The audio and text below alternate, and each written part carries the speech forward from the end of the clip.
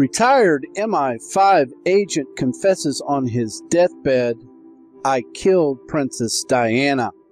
An 80-year-old retired MI5 agent, John Hopkins, has made a series of astonishing confessions since he was released from a hospital in London on Wednesday, and he was told that he had weeks to live. Hopkins claims to have been involved in 23 assassinations for the British intelligence agency between 1973 and 1999, including Princess Diana.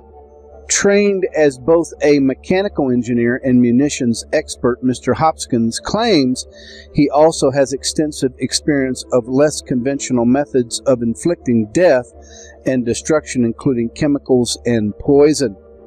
The 80-year-old British man claims he was involved in MI5 assassinations between June 1973 and December 1999. During a period, he says, the MI5 operated with less external oversight.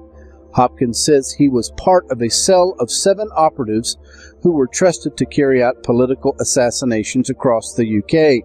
Most victims were politicians, activists, journalists, and union leaders. Mr. Hopkins says Princess Diana is unique among his victims, as she is the only female he ever assassinated, as well as the only royal. She is also the only victim that the royal family themselves ordered to be taken out. He claims to feel ambivalent about Princess Diana's death. On the one hand, Diana was a beautiful, kind-hearted woman who did not deserve to have her life cut short, but according to Mr. Hopkins, she was also placing the British crown at risk. Quote, "She knew too many royal secrets. She had a huge grudge, and she was going to go public with all sorts of wild claims. My boss told me she had to die. He'd received orders directly from Prince Philip, and we had to make it look like an accident. I'd never killed a woman before, much less a princess, but I obeyed orders. I did it for Queen and country."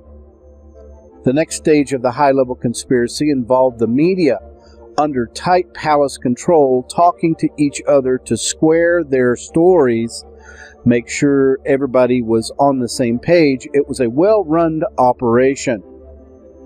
British journalists all answer to editors who also answer to oligarchs who all want knighthoods from the crime family at Buckingham Palace.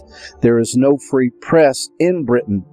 The 80-year-old, spending his final weeks at home, said he expects to be taken into custody following his admissions, but says, "I can't say that I care an awful lot." Hopkins explained that the investigation into the affair would take forever and would be very complicated because there were few written records around secret MI5 activities, and most of my colleagues are already dead. The most important witness in this case, Mr. Hopkins' boss, died of a heart attack in the early 2000s, and the alleged ringleader, Prince Philip, will never be charged with anything, of course. If Prince Philip ever let himself be analyzed by a psychiatrist, I'm sure he'd be diagnosed as psychopath. Asked why he didn't refuse the job or expose the plot at the time, he explained, "MI5 agents swear allegiance to the crown. We can't be impartial when it comes to the royal family. At best, I would have been done for treason. At worst, Philip would have designed a grisly fate for me." So it looks like this man, Mr. Hopkins, is confessing to Prince Diana's death. I guess it was him or her. Thank you for watching Culture Shock TV. I leave you a link below.